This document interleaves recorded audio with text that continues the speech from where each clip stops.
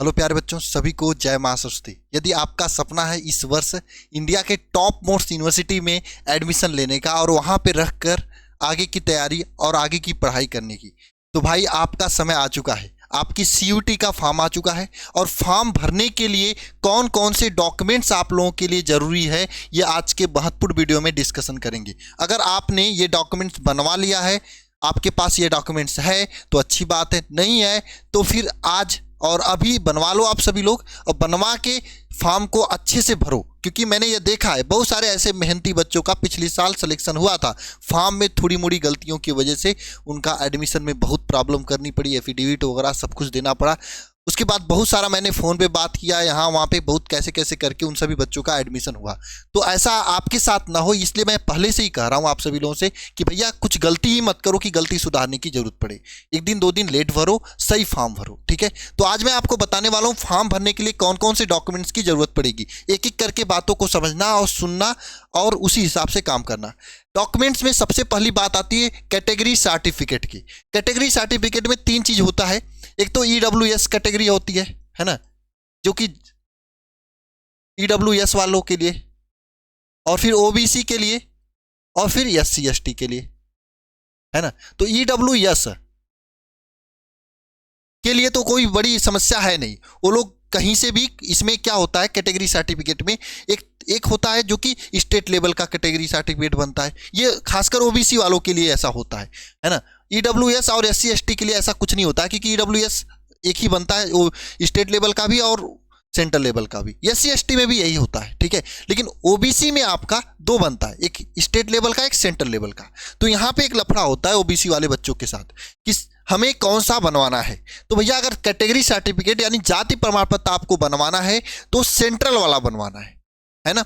और सेंट्रल वाला आपको अप्लाई भी करना है। देखो, अगर आपके पास जाति प्रमाण पत्र यानी कास्ट सर्टिफिकेट आपके पास है या कैटेगरी सर्टिफिकेट आपके पास पहले से है ना, तो आपको बनवाने की जरूरत नहीं है, आप उसी का यूज कर सकते हो अगर वो सेंट्रल वाला है तो। क्योंकि इसमें कोई डेट मेंशन नहीं कि इतने डेट तक का ही चाहिए, है ना। आप कितना भी पुराना हो आप यूज कर सकते हो। वैसे 1-2 साल से ज़्यादा पुराना हो तो आप नया ही बनवा लेना, बेटर रहेगा मेरा मानना तो। क्योंकि अभी तो चलेगा, बाद में कॉलेज में जाओगे तो वहाँ पे दिक्कत उक्कत ना होने लगे, इसलिए आप नया ही बनवा लेना अगर 1-2 साल से ज़्यादा पुराना हो तो। अगर 1-2 साल पुराना है तो आप यूज कर लेना, उतने में ही हो जाएगा, आपके कॉलेज में एडमिशन भी हो जाएगा। तो कैटेगरी सर्टिफिकेट खासकर OBC वालों को ध्यान से सुनना है। EWS SC ST वालों को तो एक ही है, काम चल जाएगा। आप सभी लोगों को कैटेगरी सर्टिफिकेट की 3 चीज़ों की ज़रूरत पड़ती है। पहली तो कैटेगरी सर्टिफिकेट का जो नंबर होता है, इशू डेट, और साथ में कौन सी डिपार्टमेंट से या कौन सी आप अथॉरिटी से आपने इशू करवाया है, ये 3 चीज़ों की ज़रूरत पड़ती है। अगर आपके पास कैटेगरी सर्टिफिकेट यानी जाति प्रमाण पत्र पुराना है तो वहाँ पे जाति प्रमाण पत्र पे सब चीज़ें दिया होता है, आप डाल सकते हो, वहाँ पे अप्लाई कर सकते हो। अगर आपके पास नहीं है तो वहाँ पे नो वाला ऑप्शन आपको चुनना है। नो वाला चुनोगे तो अप्लाई करने के लिए जो एक रिसिप्ट नंबर होता है अप्लाई का, वो मांगेगा। अगर आपके पास नहीं तो आज ही जाके पहले अप्लाई करवा लो। जैसे ही अप्लाई कराओगे तीनों चीज़ मिल जाएगा, रिसिप्ट नंबर और किस अथॉरिटी के लिए आपने अप्लाई किया, तहसीलदार लेबर या कहाँ पे अप्लाई किया है, तो वो दोनों चीज़ मिल जाएगा। अगर अप्लाई करोगे आप, जिससे भी अप्लाई कराओगे जन सेवा केंद्र वगैरह से, तो आपको दे देंगे, वो डाल देना। मेरी बात आपको समझ में आ चुकी होगी। अगर आपके पास OBC सर्टिफिकेट पुराना है, वो भी सेंट्रल वाला है, तो उसी सर्टिफिकेट का नंबर, इशू डेट और अथॉरिटी का नाम रख के काम चला लेना। अगर नहीं है तो आज ही या कल जाके अप्लाई कर लो। आप अप्लाई करने के बाद जो रिसिप्ट नंबर मिल रहा है वो रिसिप्ट नंबर, और जिस अथॉरिटी के लिए आपने अप्लाई किया वो अथॉरिटी, डेट, ये 3 चीज डाल के आप फॉर्म को आगे भर सकते हो। कैटेगरी सर्टिफिकेट यानी जाति प्रमाण पत्र में काफी सारे बच्चे परेशान हैं, मुझे उम्मीद है ये बात आपको समझ में आ चुकी है। अगर है आपके पास पुराना तो उसका यूज कर लेना। डेट का कोई मेंशन नहीं है, मैंने पूरा जो है इनका पूरा मैंने पढ़ा, जो भी इनका जो ये कहाँ गया, इनका जो है पूरा ये पूरा इनका जो है गाइडलाइंस को मैंने पढ़ा। तो यहाँ पे इन्होंने ये बात लिख रखा है कि अगर आपका OBC है, मतलब OBC में क्या होता है, कुछ ऐसे OBC कास्ट के होते हैं जो कि स्टेट में OBC में आते हैं लेकिन जनरल कैटेगरी में आते हैं सेंट्रल लेवल पे, है ना, यानी केंद्र सरकार के अंतर्गत जनरल कैटेगरी में आते हैं और राज्य सरकार में, स्टेट में ओबीसी में आते हैं। तो ऐसे लोगों में वो माना जाएगा जो आपका यहाँ पे लिखा है national commission of backward class का जो ये वेबसाइट यहाँ पे दिया हुआ है, इस वेबसाइट के जरिए आप यहाँ पे, मैं वेबसाइट का लिंक कहो तो कमेंट बॉक्स में पिन कर दूंगा, इस वेबसाइट पे जाके अपनी कास्ट को देखकर आप सेंट्रल वाला ही बनवाना। मतलब कुल मिला जुला के आपको ये सब लफड़े में नहीं पड़ना है। आप अपने जहाँ पे भी बनवाते हो उनसे कहना मुझे सेंट्रल वाला ओबीसी सर्टिफिकेट बनवाओ, वही काम करेगा आपका और कुछ काम नहीं करेगा। अगर आपके पास पुराना है तो उसका number, certificate number, issue date और अथॉरिटी का नाम डाल देना। नहीं है पुराना तो न्यू बनवा के, न्यू एप्लीकेशन करवा के उसका नाम वगैरह डलवा देना, काम हो जाएगा। ज़्यादा 3-5 नहीं करना है। अगर EWS और SC ST में है तो आपको कोई दिक्कत की बात नहीं है, यहाँ पे कोई लफड़ा नहीं है, ठीक है। आइडेंटिटी डिटेल्स में आपको 3 चीज़ मुख्यतः वहाँ पे 3 चीज़, आधार कार्ड, पासपोर्ट और रॉयल्टी मांग रहा है। तो आपके सभी के पास आधार कार्ड होगा तो आधार कार्ड का यूज कर लेना, कोई दिक्कत की बात नहीं आइडेंटिटी सर्टिफिकेट की। अपार आईडी की बात करें तो कुछ लोग बच्चे अपार आईडी को लेकर परेशान थे, तो अपार आईडी नहीं भी होगा तो नो करके आप आगे बढ़ जाना, अपार आईडी का ज़्यादा लफड़ा नहीं है, ठीक है। यही 3 डॉक्यूमेंट्स आपके लिए चाह रहा हूं वहां पे, एक आधार कार्ड, पासपोर्ट, वोटर आईडी में से आपके पास आधार कार्ड होगा, काम हो जाएगा। और ये ओबीसी वाला तो मैंने बता ही दिया क्या लफड़ा है, इसमें सेंट्रल वाला बनवाना है, अगर है तो ठीक है डाल देना, नहीं है तो नया अप्लाई करके उसका अप्लाई नंबर वगैरह डाल देना, कोई दिक्कत नहीं कि सर्टिफिकेट आपके हाथ में रहेगा तभी फॉर्म भर पाओगे, नहीं, एप्लीकेशन नंबर वगैरह भी डाल के काम आगे बढ़ा सकते हो, इशू डेट वगैरह सब डाल के, ठीक है ना। अब बात कर लेते हैं फोटो सिग्नेचर और PWD certificate. PWD certificate photo signature में आपको थोड़ा सा ध्यान देने योग्य बात है। वह क्या देने वाली बात है, अगर आप खुद से फॉर्म भर रहे हो तो फोटो जो है, सबसे पहली बात, फोटो कभी ऐसा मत करना कि फोन से खिंचवा ले किसी दीवार पे खड़ा होकर व्हाइट वाले, ऐसा नहीं। आप फोटो स्टूडियो में जाना, वहां से अच्छे से फोटो खिंचवा लेना। फोटो खिंचवाने के बाद उसका हार्ड कॉपी फोटो का ले लेना, कम से कम 10 से 20 कॉपी ले लेना, क्योंकि आप आज फॉर्म भर रहे हो, मेहनत करोगे मेरे साथ, सिलेक्शन होगा तो कॉलेज में भी देना होगा, है ना। तो आपको ऐसा नहीं करना है कि नहीं करना है ना, कि हाँ फोटो फोन से खिंचवा लिया फिर वहाँ पे फोटो अलग हो जाएगा, तो दिक्कतें आती हैं इसमें, बच्चे परेशान होते हैं। हालांकि बहुत जगह नहीं होते हैं, बहुत जगह होते भी हैं, तो ऐसा काम करना ही क्यों। 10-20-30 रुपये का फोटो खिंचवा लेना किसी स्टूडियो में जाके, ठीक है।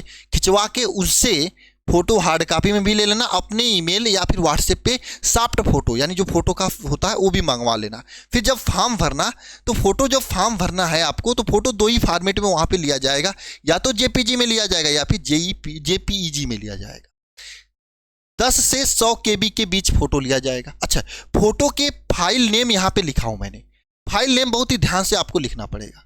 देखो क्या है फाइल नेम में, फोटो का फाइल नेम का मतलब यह हुआ, जैसे मेरे पास यहाँ पे डेस्कटॉप पे कुछ यहाँ पे फोटो दे रखे हैं, जैसे आप देखो यहाँ पे डेस्कटॉप पे, जैसे ये डेस्कटॉप पे है ना, ध्यान से समझना। जैसे देखो फाइल नेम का मतलब क्या होता है, जैसे देखो यहाँ पे ये फोटो है, मान लो यही है फोटो 2025 लिखा हुआ है यहाँ पे, तो इस फोटो का नाम यहाँ पे देख सकते हो, इस फोटो का नाम क्या लिखना है, रीनेम करने का मतलब, जो फोटो का रीनेम नहीं किया जाता है अपना नाम, उस रीनेम नेम की बात किया जा रहा है। देखो ये रीनेम, जो रीनेम, इस फोटो का नाम आपको लिखना पड़ेगा। नाम क्या लिखना पड़ेगा फोटो का, जैसे आपका, मेरा नाम पंकज है तो मैं पंकज से लिखा हूँ PANKAJ, है ना, ये पंकज है। तो यहाँ से अपने नाम के पहले 2 वर्ड को आपको लिखना है पंकज, फिर नीचे @ फिर फोटो लिख देना है। इसी तरीके से अगर सिग्नेचर अपलोड करें तो PA, आपका नाम अगर पंकज की जगह कुछ और हो, आशीष हो, ASHEESH है ना,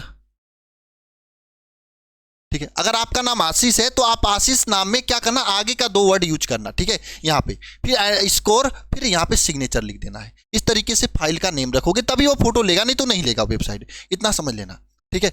अगर बात करें फोटो JPG या JPEG में होगा, 10 से 200 KB के अंदर होगा, है ना। इसी तरीके से ये JPG और JPG में होगा, ये 10 से 50 KB के अंदर होगा। अच्छा, कैसे बनाना है KB के अंदर वाला, तो KB के अंदर बनाने के लिए जो मैंने देखा है, बहुत अच्छा वेबसाइट है ये फोटो रिसाइजर, ये फोटो रिसाइजर वेबसाइट है, या फिर नहीं, इमेज रिसाइजर नाम है, इमेज रिसाइजर, इसका यूज कर सकते हो। यहाँ पे फोटो अपलोड करके फाइल साइज वगैरह यहाँ पे बना सकते हो, जो फाइल साइज यहाँ पे मांगा है। यही काम यहाँ पे करना है इसके साथ, PWD सर्टिफिकेट के साथ। अगर आप PWD हो तो PWD सर्टिफिकेट का नंबर भी आपको इसी तरीके से लिखना है। जैसे आपका नाम, मेरा नाम पंकज था तो मैंने PA_PWD सर्टिफिकेट मैंने लिखा है, इस तरीके से आपका नाम जो रहेगा _ फिर इसके बाद इस तरीके से नाम लिखना है। और वो PWD सर्टिफिकेट PDF में रहेगा, और यहाँ पे स्पष्ट है कि ये 50 KB से 300 KB के अंदर होगा। तो कुल मिला जुला के आपको यही 3-4 डॉक्यूमेंट्स हैं जो कि आपको ज़रूरी पड़ेंगी फॉर्म भरते समय, और इसका नाम वगैरह ये आप ध्यान से रखना, कैटेगरी सर्टिफिकेट का ध्यान रखना, यही है, इसी से फॉर्म भर सकते हो। फॉर्म भरने में कोई गलती ना हो इसलिए मैंने फॉर्म का स्पेशल वीडियो बना रखा है, आप उसको देख सकते हो। साथ साथ में आप अगर तैयारी की बात करो तो आप CUT UG के लक्ष्य बैच के साथ हमारे साथ तैयारी कर सकते हो। फीस मैंने बहुत ही नॉमिनल सा रखा है, आपके देखते हुए 1 महीने 1.5 महीने की फीस मात्र 699 रुपये। इसमें आपको जबरदस्त लेवल का कंटेंट दिया जाएगा। पिछले 2 सालों से सिलेक्शन दे रहे हैं, इस साल जबरदस्त सिलेक्शन देने का लक्ष्य है। 699 रुपये में न केवल बैच है, बैच के साथ में क्रैश कोर्स भी है, यानी पढ़ाएंगे भी, रिवीजन भी कराएंगे इस बैच में।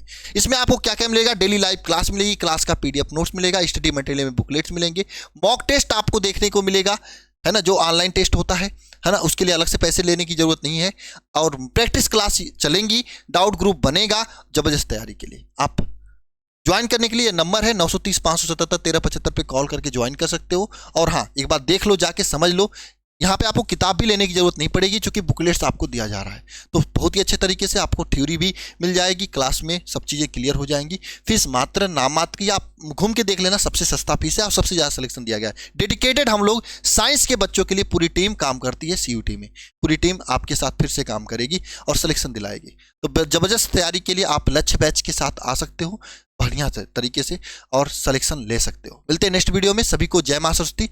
अपने डॉक्यूमेंट्स बनवा के अच्छे से करना। कोई दिक्कत हो तो आप इसके नंबर पे कॉल करके समझ सकते हो, कोई दिक्कत नहीं, हम लोग पूरी तरीके से आपके साथ खड़े हैं, खड़े रहेंगे, कोई घबराने की बात नहीं, पूरी टीम काम कर रही है आप सभी लोगों के लिए। ठीक है, मिलते हैं नेक्स्ट वीडियो में। सभी को जय मां सरस्वती।